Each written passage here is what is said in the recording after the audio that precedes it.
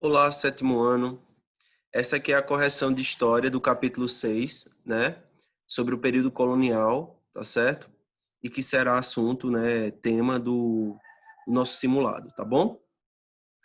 A primeira questão, eu pergunto aqui para vocês, né? A princípio, quais foram as circunstâncias que fizeram com que os portugueses não dessem a mínima para o território descoberto, né? Eu coloco essa sugestão aqui de resposta para vocês, tá?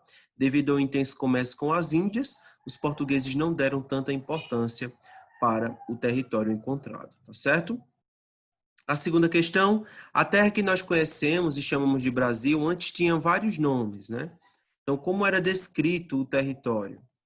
Ilha de Vera Cruz, Terra de Santa Cruz, Novo Mundo, né? Até hoje nós, quando damos aula, né, e falamos sobre a América, nós falamos sobre o Novo Mundo, né?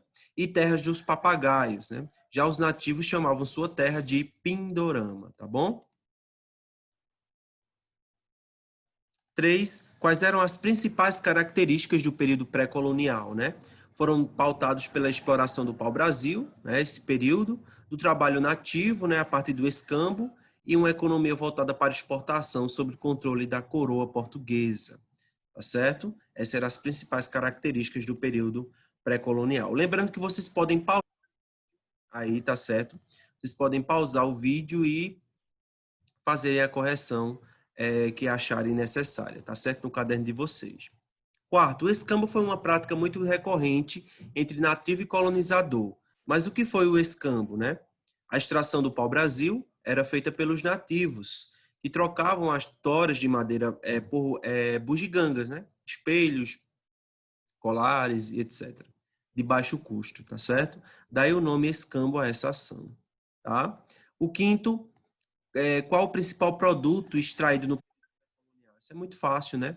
Fale um pouco sobre a sua produção, né? O pau-brasil é uma árvore nativa da região, produzia um corante vermelho e madeira de qualidade, ficando a coroa portuguesa com esse monopólio, né?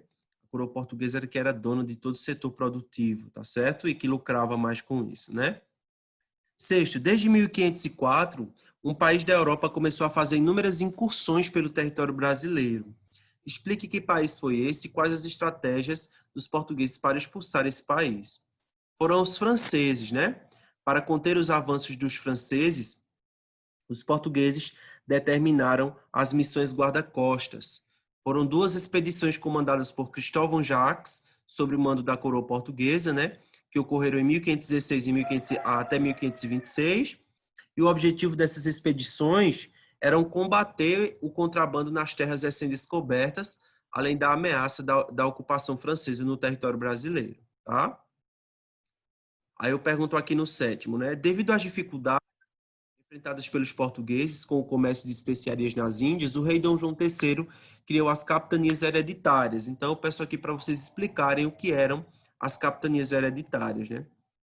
Foram uma forma de administração territorial da América Portuguesa, parte do Império Português pela qual a coroa, com recursos limitados, né, delegou a tarefa de colonização e exploração determinadas em áreas pela própria coroa, né, que era ofertada aos fidalgos, e em seguida esses fidalgos, chamados também de capitães donatários, organizavam as terras que a coroa organizava.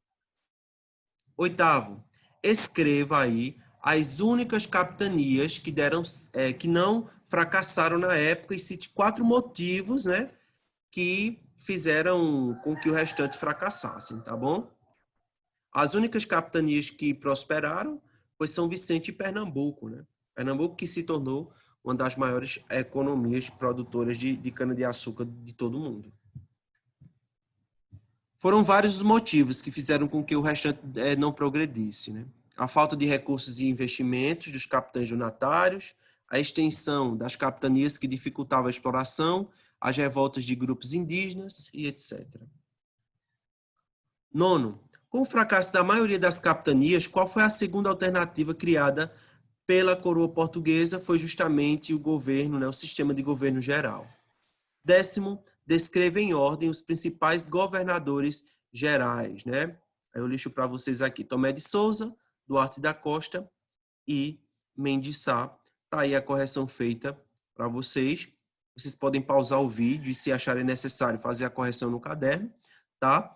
Desejo a todos bons estudos e uma boa prova hoje, um bom simulado, tá bom? Tchau, pessoal. Até a próxima.